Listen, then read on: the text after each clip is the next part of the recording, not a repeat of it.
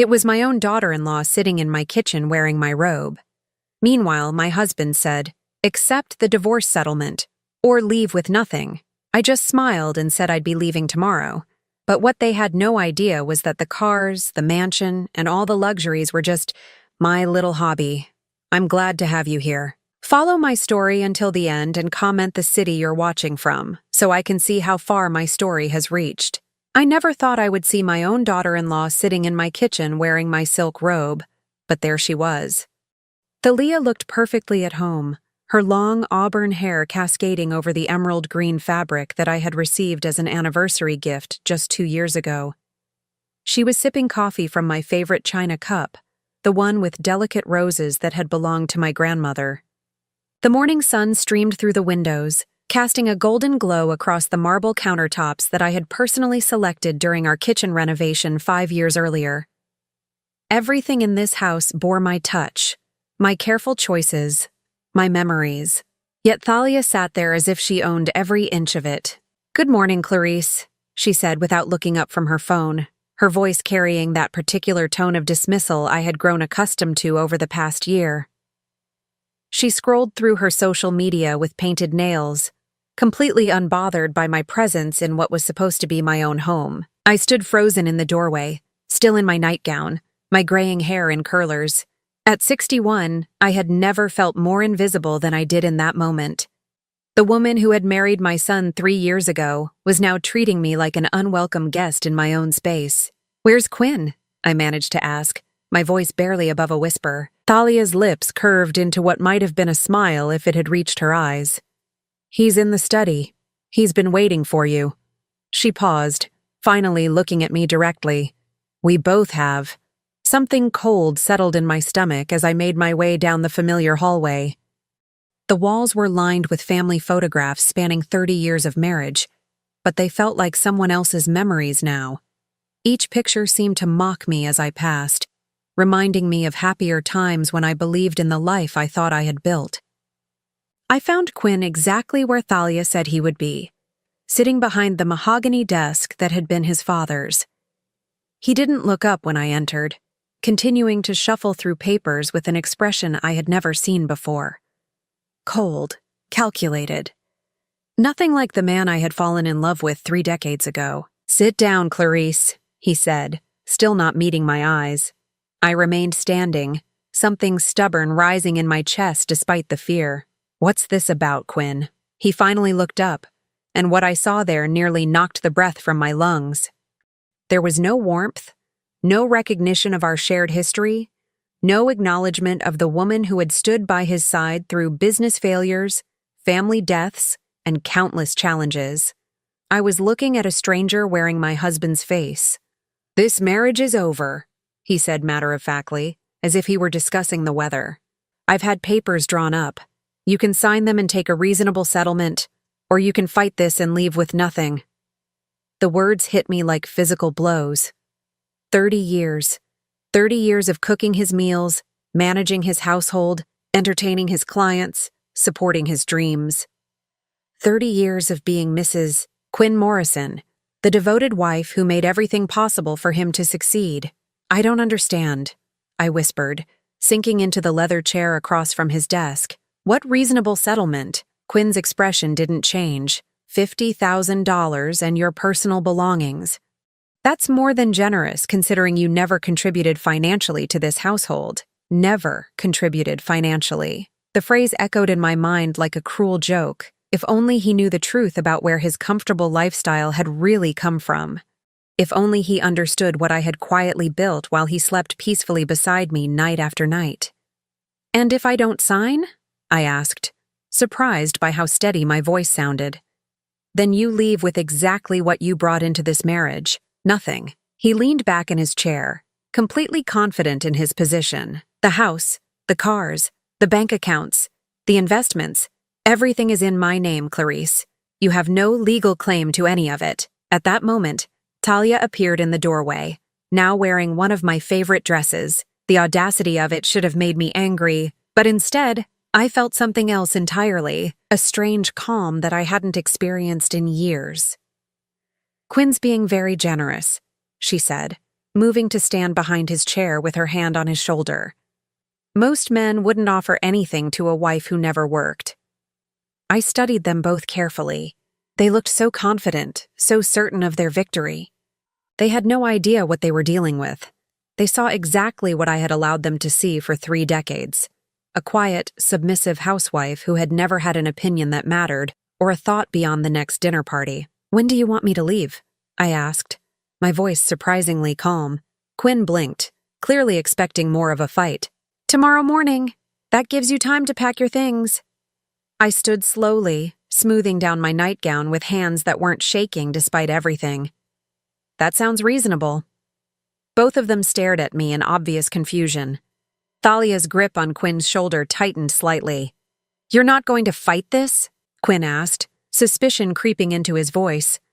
I smiled then, a real smile that felt foreign on my face after so many years of carefully controlled expressions. "No, Quinn, I'm not going to fight you." The relief in the room was palpable, but there was something else too. Uncertainty. They had expected tears, begging, perhaps even threats. My calm acceptance clearly unsettled them more than any dramatic scene would have. "I'll start packing this afternoon," I continued, moving toward the door. "There are just a few phone calls I need to make first." As I walked back down the hallway, I could hear them whispering behind me, their voices carrying notes of confusion and unease. They thought they had won so easily, but they had no idea that the real game was just beginning. Back in my bedroom, I pulled out my old address book and began making mental notes about which calls to make first. After 30 years of careful planning and patient work, it was finally time to reveal exactly who Clarice Morrison really was. 6 months earlier, I had been arranging flowers in the front hallway when I heard Thalia's voice drifting from the kitchen. She was on the phone with someone, her tone different from the sweet, respectful voice she used around Quinn and me. "The old bat doesn't suspect a thing," she had said with a laugh that made my blood run cold. "Quinn's so easy to manipulate when he thinks with his other head. Another few months and everything will be ours." I had frozen with a white rose halfway to the vase, my heart pounding so loudly I was afraid she might hear it. Quietly, I had moved closer to the kitchen doorway, staying hidden behind the wall. "No, she's completely clueless," Thalia continued. "Just sits around all day arranging flowers and planning dinner parties. Never worked a day in her life. Never even balanced a checkbook. When Quinn divorces her, she won't know what hit her." The woman on the other end must have asked a question because Thalia paused before answering with another cruel laugh. "Of course he's going to divorce her. I've been working on him for months, pointing out how boring she is, how she never contributed anything meaningful to his success. He's already talking to lawyers. The prenup she signed 30 years ago is ironclad. She gets nothing." That night, I had lain awake beside Quinn, listening to his peaceful breathing while my mind raced. For the first time in our marriage, I was grateful he was such a sound sleeper. I needed time to think, to process what I had learned, and most importantly, to plan. The next morning, while Quinn was at his office and Thalia was at her yoga class, I had gone into his study and carefully photographed every document I could find: bank statements, investment portfolios, property deeds, business contracts.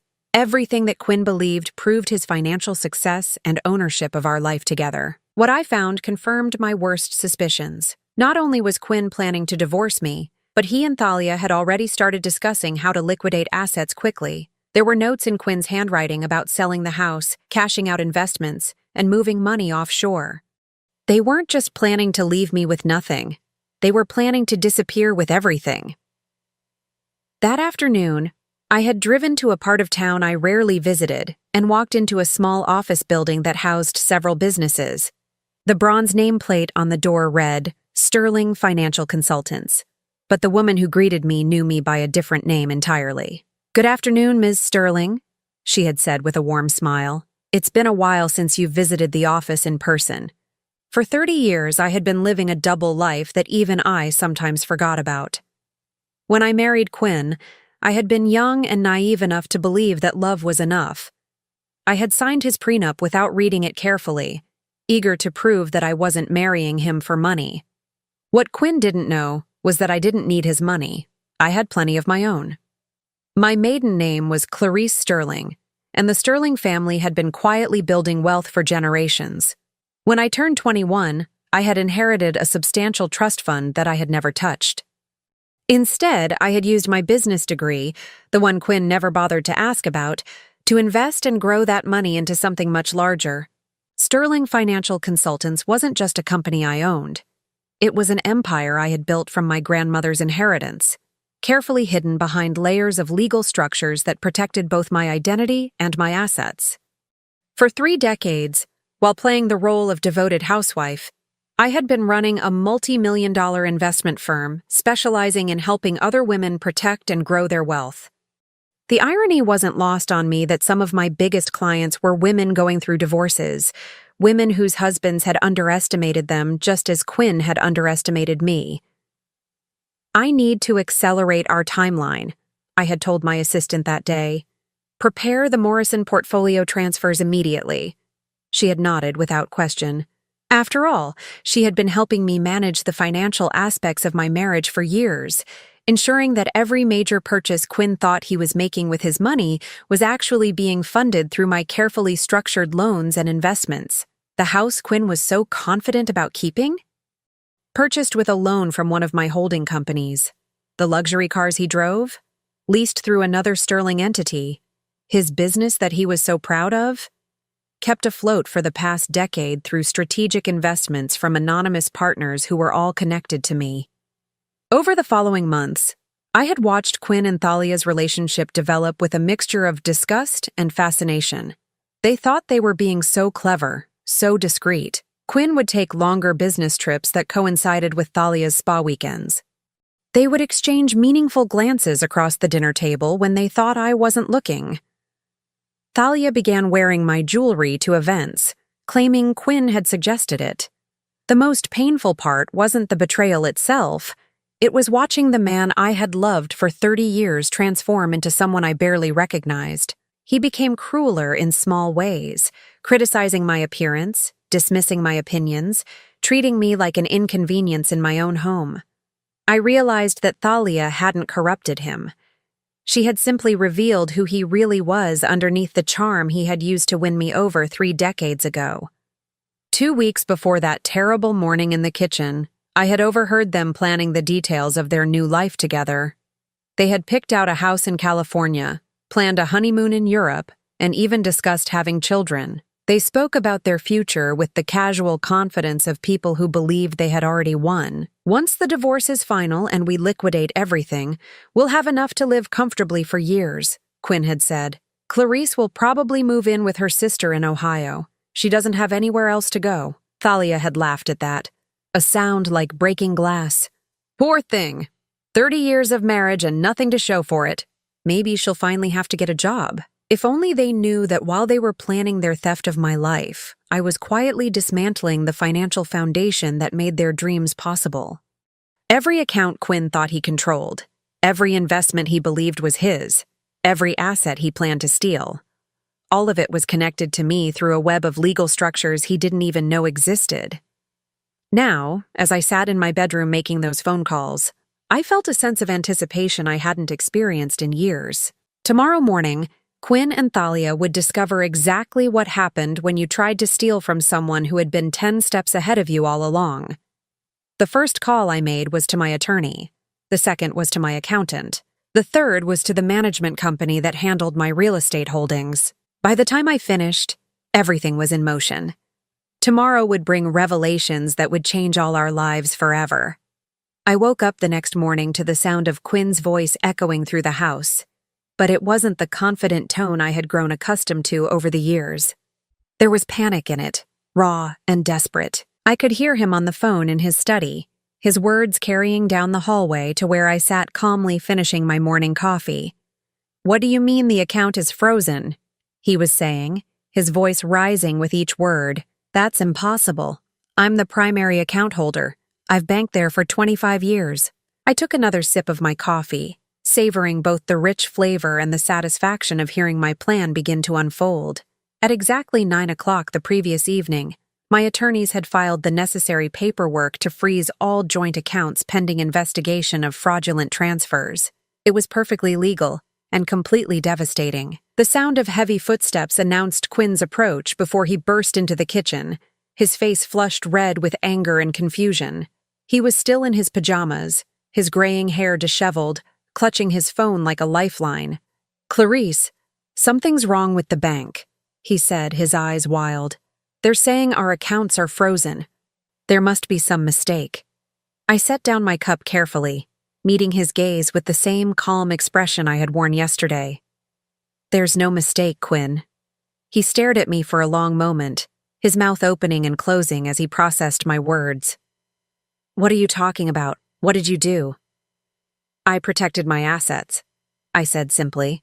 "Assets that you were planning to steal from me." The color drained from his face so quickly I thought he might faint. Behind him, Thalia appeared in the doorway wearing my nightgown this time, her expression shifting from sleepy confusion to sharp alertness. "What's she talking about?" Thalia demanded, moving to stand beside Quinn. "What assets? She doesn't have any assets." I almost laughed at the certainty in her voice. For months I had watched this woman systematically destroy my marriage while believing she was so much smarter than the naive housewife she was manipulating. The truth was going to be particularly bitter for her to swallow. "Quinn," I said, standing and walking to the kitchen window that overlooked our perfectly manicured garden. "Tell me, do you remember how we bought this house?" He frowned, clearly confused by the change of subject. "Of course I remember. I worked overtime for 2 years to save for the down payment." "Actually, the down payment came from a loan," I corrected gently.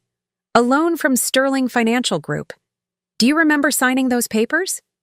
"Sterling Financial is just another bank," he said dismissively, but I could see uncertainty creeping into his eyes. I turned to face them both, enjoying the moment more than I probably should have. "Sterling Financial isn't a bank, Quinn. It's my company. Has been for 30 years. The silence that followed was so complete, I could hear the grandfather clock ticking in the hallway. Quinn's face went through several expressions: confusion, disbelief, and then something that looked almost like fear. "That's impossible," Thalia said, but her voice lacked its usual confidence. "You're just a housewife. You don't know anything about business." "I have a master's degree in business administration from Northwestern," I said calmly. "Graduated summa cum laude in 1992, the year before I married Quinn, actually." Quinn sank into one of the kitchen chairs as if his legs could no longer support him. "You never told me that. You never asked."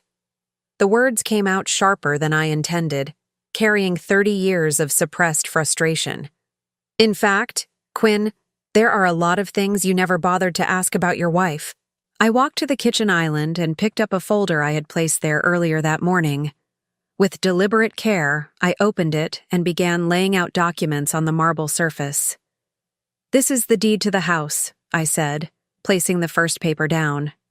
"As you can see, it's owned by Sterling Holdings LLC, which is a subsidiary of Sterling Financial Group. You've been paying rent to my company for 28 years?" Quinn's hands trembled as he reached for the document, his eyes scanning the legal language that he had somehow never bothered to read carefully when he signed it decades ago. "The cars," I continued, placing down lease agreements, "also owned by Sterling entities. The boat, the country club membership, even your precious golf clubs, all purchased through my companies and leased back to you at extremely favorable rates."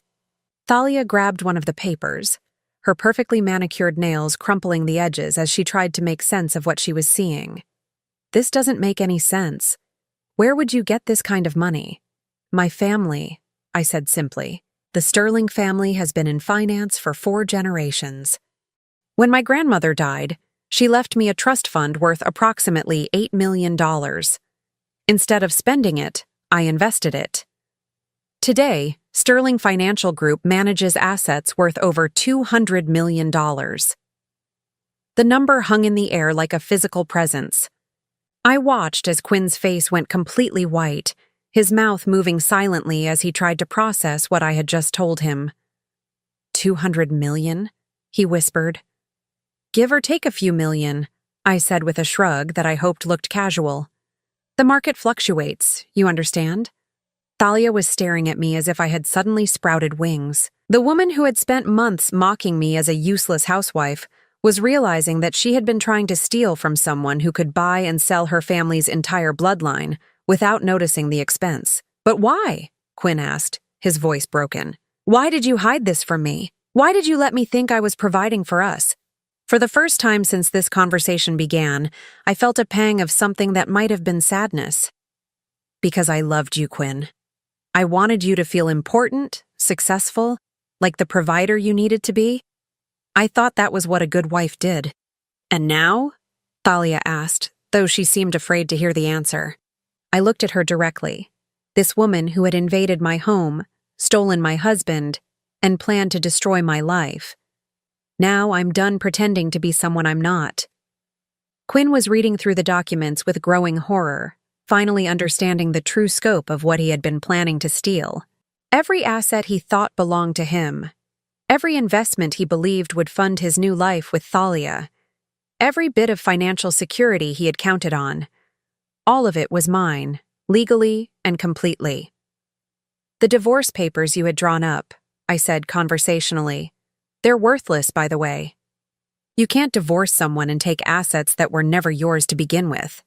Thalia's face had gone from pale to a sickly green color. But the prenup protects my assets from you, I explained patiently. It was designed to ensure that if our marriage failed, you couldn't claim any part of my family's wealth. Ironically, it was the smartest thing you ever convinced Quinn to insist on. The kitchen fell silent again, except for the sound of papers rustling as Quinn continued to flip through document after document, each one revealing another layer of his financial dependence on the woman he had planned to discard. Finally, he looked up at me with eyes that held a mixture of awe and terror. What happens now? I smiled then, the same calm smile that had unnerved them both yesterday. Now, Quinn, you learn what it feels like to have nothing.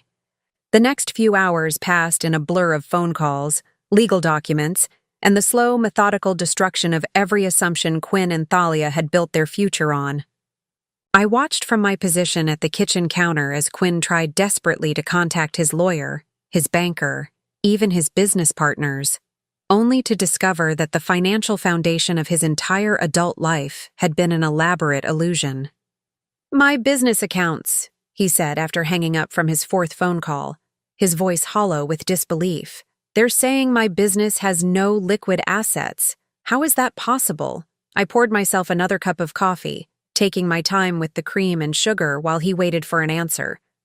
Your business has been operating at a loss for the past 8 years, Quinn.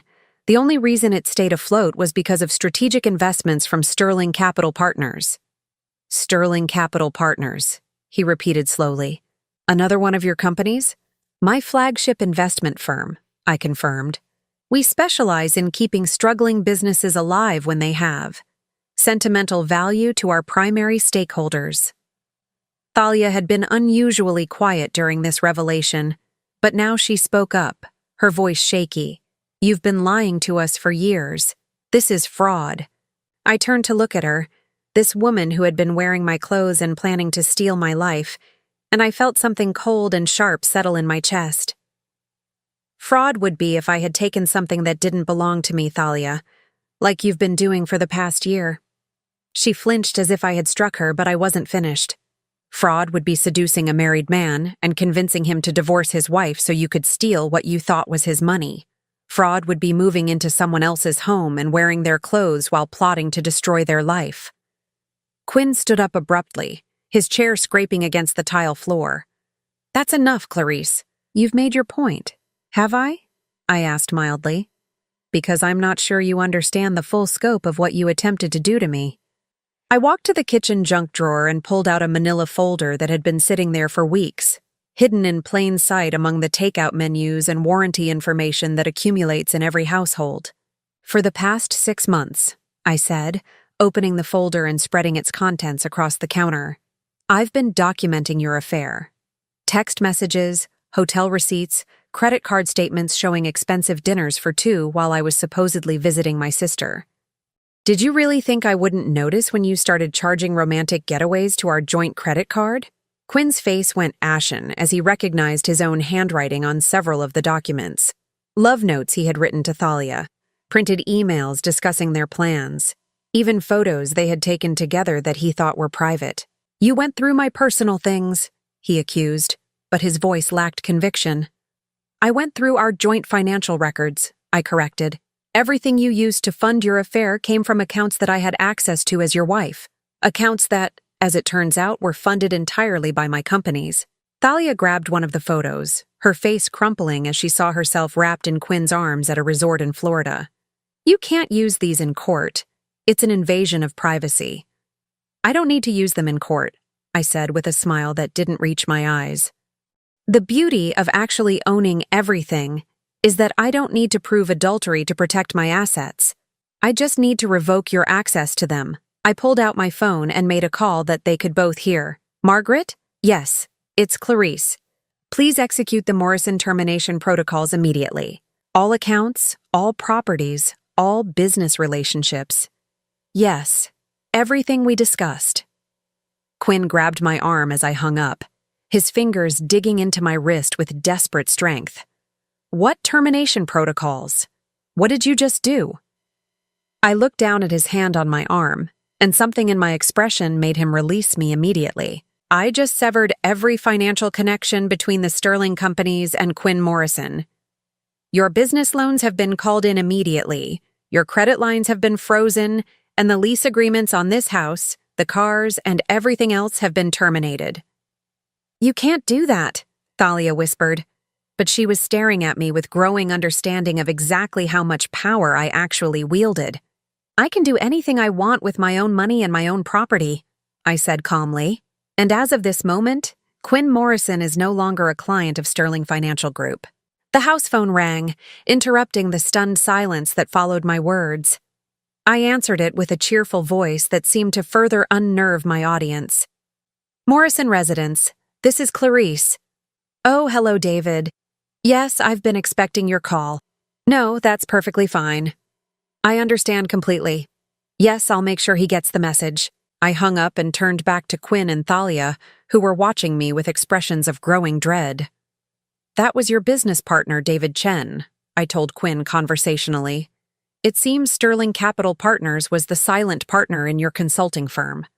With our investment withdrawn, the company is now technically bankrupt. David wanted me to let you know that your partnership is dissolved effective immediately." Quinn sank back into his chair, his head in his hands. 30 years, he muttered. 30 years I thought I was building something.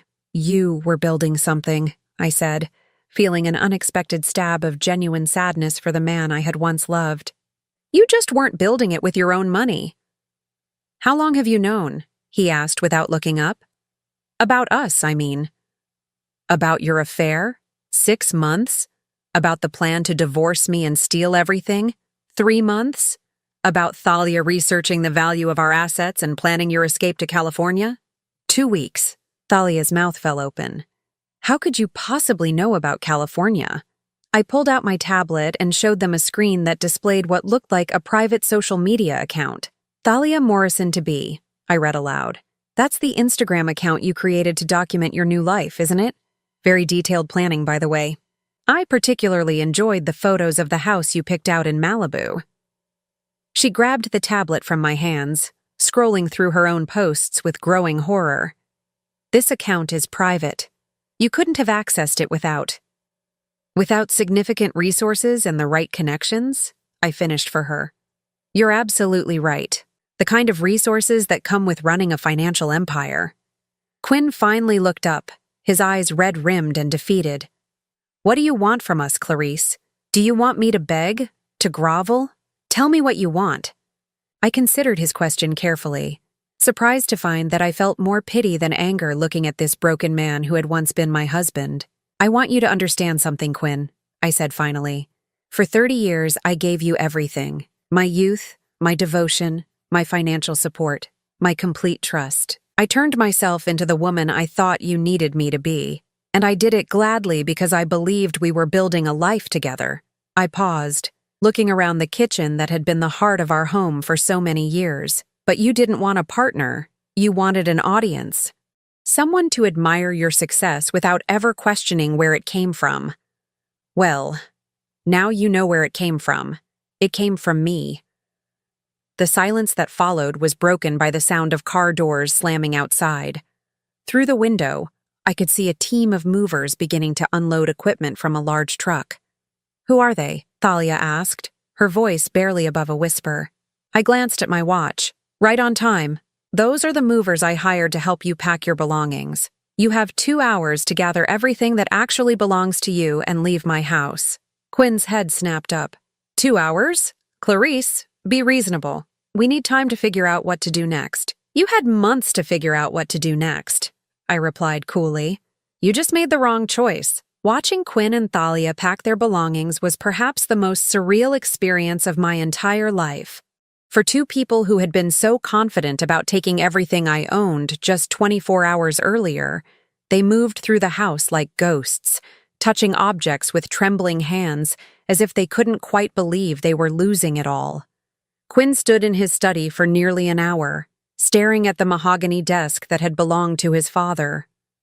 I found him there, running his fingers along the carved edges with an expression of profound loss. "This was my father's," he said without looking at me. "It's been in my family for 3 generations. And now it stays in this house, which belongs to me," I replied, though I kept my voice gentle. Despite everything, I wasn't cruel enough to enjoy his pain completely. "You should have thought about family heirlooms before you decided to abandon your family." He turned to face me then, and I saw something in his eyes that I hadn't seen in years. Vulnerability. The Quinn I had fallen in love with 3 decades ago, before success and ego had hardened him into someone I barely recognized. "I never meant for it to go this far," he said quietly. "The affair, I mean. It just happened." "Affairs don't just happen, Quinn," I said, settling into the leather chair across from what had been his desk. "They're a series of choices. You chose to pursue her, you chose to lie to me, you chose to plan a future that involved destroying mine." He winced at my words, but didn't deny them. "She made me feel young again, important, like I was still the successful man I used to be." "You never stopped being successful," I pointed out. "Your business has been profitable for years. Your clients respect you. You have a beautiful home, a loving wife." I caught myself. "Had a loving wife, but it wasn't real," he said, slumping into his chair. "None of it was real. Everything I thought I had built, everything I was proud of, it was all your money." I studied his face, seeing genuine anguish there. For a moment, I almost felt sorry for him. Almost. "It was real, Quinn. Your clients didn't hire you because of my money. They hired you because you're good at what you do. Your friends didn't respect you because of my wealth. They respected you because of who you are. Or who you were anyway. Then why?" he asked desperately. "Why did you hide it from me? Why did you let me think I was the provider?" I was quiet for a long time, considering how to answer that question honestly. "Because I loved you enough to let you be the man you needed to be. Because I thought your happiness was more important than my recognition. Because I was young and stupid and believed that love meant making yourself smaller so someone else could feel bigger." From downstairs, I could hear Thalia arguing with the movers about a piece of jewelry that she claimed was hers. Her voice was shrill with desperation, so different from the confident, manipulative tone she had used when she thought she was winning. "What happens to her?" Quinn asked, nodding toward the sound of Thalia's voice. "That's not my concern," I said coolly. "Though I suspect she's about to discover what it's like to be with a man who actually has nothing to offer." As if summoned by our conversation, Thalia appeared in the doorway. She had been crying, her perfectly applied makeup streaked down her cheeks. In her hands, she clutched a small suitcase that seemed pitifully inadequate for someone who had been planning to start a new life. "The movers won't let me take anything," she said, looking between Quinn and me with wild eyes. "They say everything in this house belongs to you, even my clothes." "The clothes you bought with credit cards linked to my accounts," I confirmed. "Yes, technically they do belong to me. But I need clothes. I need my things. How am I supposed to start over with nothing?" I stood up slowly, looking at this woman who had spent months systematically destroying my marriage. The same way millions of women start over after their lives are destroyed by people they trusted. You figure it out. Thalia's face crumpled, and for a moment she looked very young and very scared. Please, Clarice, I know I made mistakes, but I can't leave with nothing. I don't have anywhere to go. You should have thought about that before you decided to come after everything I had, I said, surprised by how calm my voice sounded. Did you really think there would be no consequences? Quinn cleared his throat. Clarice, maybe you could let her take some basic necessities, a few changes of clothes, some personal items. I turned to look at my soon-to-be ex-husband, this man who was still trying to protect his mistress even as his own world crumbled around him. Are you seriously asking me to show mercy to the woman who destroyed our marriage? I'm asking you to be the better person, he said quietly. I am being the better person, I replied. The better person doesn't enable thieves and manipulators. The better person protects herself and sets appropriate boundaries. Thalia tried a different approach, dropping to her knees in front of me with her hands clasped together like she was praying. Please, I'm begging you. I know I was wrong. I know I hurt you. But I'm only 28 years old. I made stupid mistakes because I thought I loved him. You thought you loved his money, I corrected. Money that was never his to begin with. I didn't know that, she protested. I really didn't know about your companies or your wealth. I thought Quinn was rich because of his business. And that made it acceptable to you to destroy a 30-year marriage? She had no answer for that, which was answer enough. My phone buzzed with a text message, and I glanced down to see an update from my assistant. Ladies and gentlemen, I announced, I have some interesting news. Thalia, it seems your apartment lease was never transferred into your name after you moved in here 6 months ago. Since the rent was being paid from Quinn's account, and Quinn's account is now frozen, you're officially being evicted. The color drained from Thalia's face. That's not possible. Quinn said he took care of everything. I looked at Quinn, who was staring at his hands with the expression of a man who had just realized how thoroughly he had destroyed not just my life, but Thalia's as well. Quinn? Thalia's voice was rising toward hysteria. Tell her that's not true. Tell her you paid my rent. I thought I did, he said miserably. I thought I was paying for everything with my own money. Your own money that was never actually yours, I added helpfully. Thalia stood up slowly, backing toward the door as the full scope of her situation became clear. This is insane. You can't just destroy our lives like this. We'll fight you in court. With what money? I asked. With what lawyer? Thalia, you're about to learn a very expensive lesson about the difference between having money and having access to someone else's money. 20 minutes later, I watched from my front window as Quinn and Thalia loaded their meager belongings into Quinn's car. Except it wasn't Quinn's car anymore. It was being repossessed the next morning. They would have to find another way to wherever they were planning to go. Quinn looked back at the house one last time before getting into the driver's seat. Even from a distance, I could see the defeat in his posture, the weight of understanding exactly what he had lost. Thalia didn't look back. She stared straight ahead with the rigid posture of someone trying desperately to maintain their dignity in an impossible situation. As they drove away, I felt something I hadn't expected. Not triumph, not vindication, but a deep, profound sense of relief. The performance was over. After 30 years of pretending to be someone I wasn't, I could finally stop acting. But the real surprise came 3 hours later, when my phone rang with a number I didn't recognize. Clarice? It was Thalia's voice, small and broken. Could I talk to you, please? I almost hung up, but something in her tone made me hesitate. What do you want, Thalia? I wanted to apologize, she said, and she sounded like she was crying. And I wanted to ask you something. I'm listening. How did you do it? How did you stay married to someone for 30 years while building all of this without him knowing? It was the last question I had expected her to ask. Why do you want to know? Because, she said with a bitter laugh, I think I just learned what it's like to be completely dependent on someone else's money. And I never want to feel this powerless again. 6 months later, I stood on the terrace of my real home, watching the sun set over Lake Geneva. The house had been in my family for 3 generations, a sprawling estate that Quinn had never even known existed. While he had believed we were building our life together in the suburban mansion that had been nothing more than an elaborate stage set, I had been maintaining this sanctuary, this place where I could finally be myself. The irony wasn't lost on me that I was drinking wine from my own vineyard, wearing clothes I had bought with my own money, surrounded by furniture and art that belonged to me not because of a marriage contract, but because I had chosen and purchased every piece myself. For the first time in 30 years, everything in my environment was authentically mine.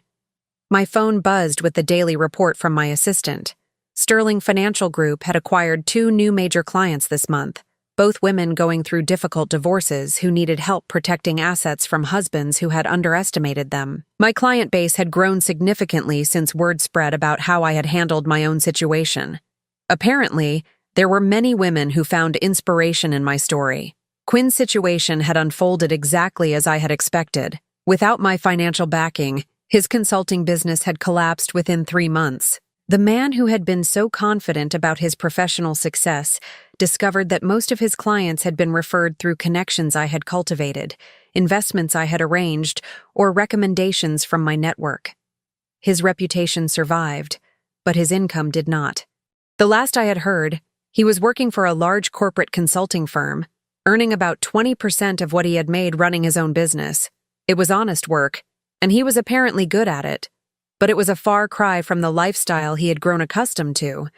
As for Thalia, her story had taken a turn I hadn't anticipated. That phone call 6 months ago, when she had asked how I managed to build wealth while married, had led to a series of conversations that surprised us both. She had taken a job as a receptionist at a law firm and was slowly paying back the money she had spent on credit cards that I had ultimately been responsible for. More surprisingly, she had enrolled in business classes at the local community college. "I want to understand money," she had told me during one of our unlikely conversations. "Real money, not just access to someone else's money. I want to know how to build something that can't be taken away from me." I had found myself respecting her honesty, if not her previous choices. There was something to be said for a person who could learn from their mistakes, even mistakes as spectacular as hers had been. The settlement had been remarkably straightforward once all the assets were properly attributed to their actual owner. Quinn received exactly what the prenup had specified: $50,000 and his personal belongings. In exchange, he relinquished any claim to property, businesses, or investments that had never been his to begin with. My lawyer had been impressed by the elegance of the legal structures I had maintained throughout my marriage. "Most people try to hide assets during a divorce," he had said. "You just revealed who actually owned them all along." The house where Quinn and I had lived for 28 years had been sold to a lovely young couple who reminded me of who Quinn and I had been when we were first married. Full of hope, convinced that love was enough to build a life on. I wished them better luck than we had had. I kept some of the furniture, pieces that held genuine sentimental value, but most of it went with the house. I discovered that I had very little attachment to objects that had been part of my performance rather than my authentic life. The most difficult part of the entire process had been explaining the situation to my sister Margaret, who had known about my wealth all along, but had never understood why I kept it secret from my husband. "You gave him 30 years of your life," she had said during one of our long phone conversations. 30 years of pretending to be someone you weren't. Don't you feel angry about that?" I had considered her question carefully before answering. "I feel sad about it. Sad that I thought I needed to hide who I was to be loved. Sad that Quinn couldn't love the real me. But angry? No, not really. Anger would mean I still cared enough to want revenge. And I don't. And that was the truth. The elaborate revelation of my wealth, the systematic dismantling of Quinn's assumptions about our life together, none of it had been about hurting him. It had been about protecting myself and finally telling the truth after 3 decades of careful lies. The truth was that I was relieved to be alone. Relieved to stop performing the role of grateful dependent wife. Relieved to stop pretending that I needed someone else to take care of me when I had been taking care of myself. and him all along. I had started traveling, something I had always wanted to do but had never suggested because Quinn preferred familiar vacation spots. Last month, I had spent 3 weeks in Thailand, learning to cook authentic Thai cuisine from local chefs. Next month, I was planning a photography expedition to New Zealand. For the first time in my adult life, I could make decisions based solely on what I wanted to do. The business continued to thrive, but now I was taking a more public role in its management. I had discovered that I enjoyed the challenge of complex financial planning, the satisfaction of helping other women secure their independence, the intellectual stimulation of building something meaningful.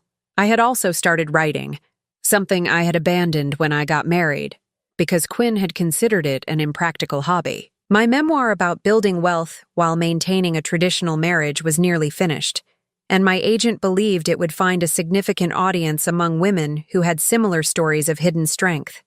As the sun disappeared behind the lake, I reflected on how different my life looked now compared to 6 months ago. Then, I had been a woman performing a role, living in a house that wasn't really mine, married to a man who didn't really know me. Now I was simply myself. Successful, independent, authentic. My phone rang, interrupting my thoughts. It was Margaret, calling for our weekly check-in. "How are you doing, sis?" she asked, her voice warm with genuine concern. "I'm good," I said, and realized that it was the truth. Really good. Any regrets? I considered the question as I watched the first stars appear in the darkening sky. About the marriage ending? No. About the 30 years I spent pretending to be someone else? Maybe. But those years weren't wasted. They taught me exactly who I didn't want to be. And who do you want to be? I smiled, feeling a lightness in my chest that I had almost forgotten was possible. Myself. Finally, completely, unapologetically, myself. After we hung up, I remained on the terrace for another hour, simply enjoying the peace of being alone with my thoughts. Tomorrow, I had meetings with potential new clients, a conference call with my investment team, and dinner plans with a group of women entrepreneurs who had become my new social circle. It was a life I had built for myself, funded by money I had earned myself, filled with people who knew and appreciated who I really was. It was everything I had given up when I married Quinn, everything I had been too young and naive to realize I was sacrificing. For 30 years, I had believed that love meant making yourself smaller so someone else could feel bigger. Now I understood that real love, including love for yourself, meant refusing to diminish who you are for anyone else's comfort. As I finally went inside, I passed the mirror in my hallway and caught sight of my reflection. The woman looking back at me was 61 years old, gray-haired, and wore no makeup. She was also confident, successful, and completely free. For the first time in 3 decades, I recognized her completely. She was me, finally, authentically, powerfully me. Now I'm curious about you who listened to my story. What would you do if you were in my place? Have you ever been through something similar? Comment below. And meanwhile, I'm leaving on the final screen 2 other stories that are channel favorites, and they will definitely surprise you. Thank you for watching until here.